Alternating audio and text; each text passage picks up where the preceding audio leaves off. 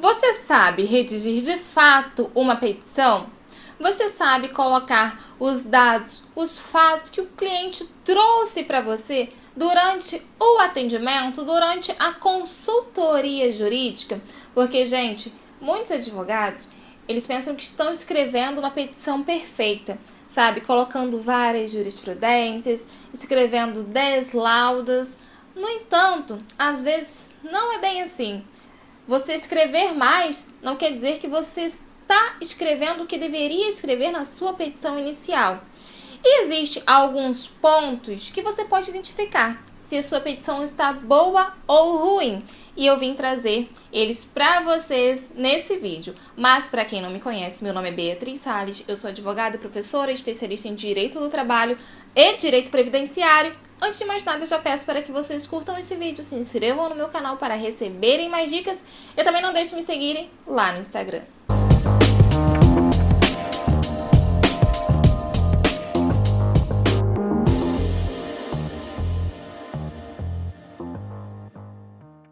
Para quem ainda não sabe, eu lancei o meu curso de Iniciação à Advocacia, um curso voltado para você que, como eu, não tive a oportunidade de estagiar durante a faculdade, não tive apadrinhamento, sabe?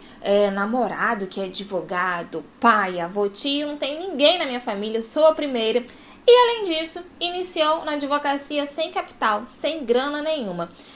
No meu curso, eu trago tudo que você tem que saber para iniciar na advocacia com pé direito. Então, se você quer saber mais sobre o meu curso de Iniciação à Advocacia, o link está logo aqui embaixo na descrição.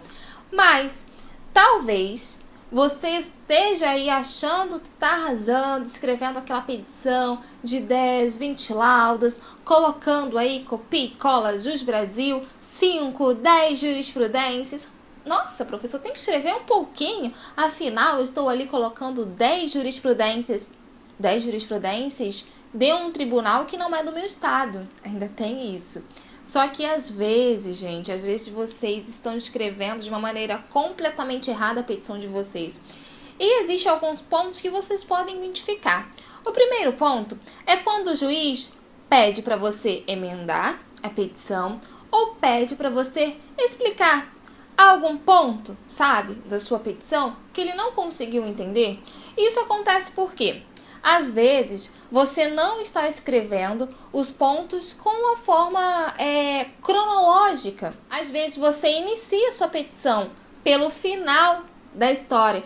Isso acontece bastante porque você acha que no início ali dos fatos, você deve colocar logo o ilícito antijurídico que aconteceu com o seu cliente, mas não é bem assim. Nos fatos, você deve de fato começar desde o início. Eu não estou falando que você tem que ficar enrolando nos fatos ali, colocar coisas que não aconteceram para ludibriar o juiz e o seu cliente ganhar a causa, não. Eu estou dizendo que você tem que narrar de fato os fatos que aconteceram com o cliente de vocês, de forma direta, mas explicando ponto a ponto de forma cronológica.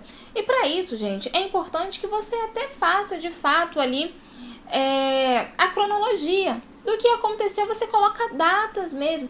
Pega o seu caderninho, isso é bom fazer à mão, tá? Eu gosto de fazer à mão no caderno, não gosto de usar computador, o celular para isso, eu gosto de fazer à mão. Eu pego, né, a minha agenda, eu pego um papel em branco, eu coloco uma linha e faço a linha do tempo, com as datas do que aconteceu. Então, você colocando as datas de forma cronológica, você vai estar narrando o que aconteceu nesse dia. Dia 2 aconteceu isso. Aí, no dia 15, o meu cliente ligou para a empresa. No dia 20, a empresa ela entrou em contato com o meu cliente e não apresentou nenhuma solução. Então, você tem que colocar datas para corroborar com os fatos. Gente, isso sempre dá certo, faça isso. Além disso, não coloque várias jurisprudências, no máximo 2 jurisprudências. Porque, gente, realmente, se vocês aí saírem colocando jurisprudência, vai ficar algo confuso. Até mesmo nós, advogados, acabamos não entendendo, imagina o juiz, né? Que por muitas das vezes acabam lendo ali as petições antes do...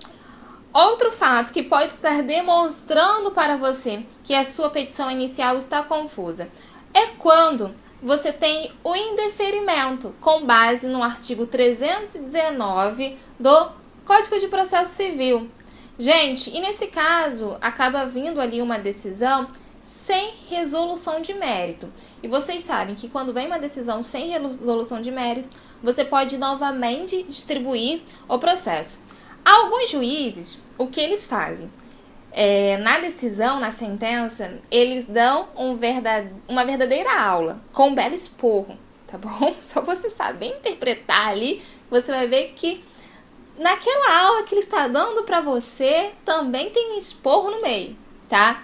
Em outros casos, não. Em outros casos, os juízes, eles vão indeferir ali sem resolução de mérito, sem fundamentar, como eles deveriam fundamentar a sentença deles.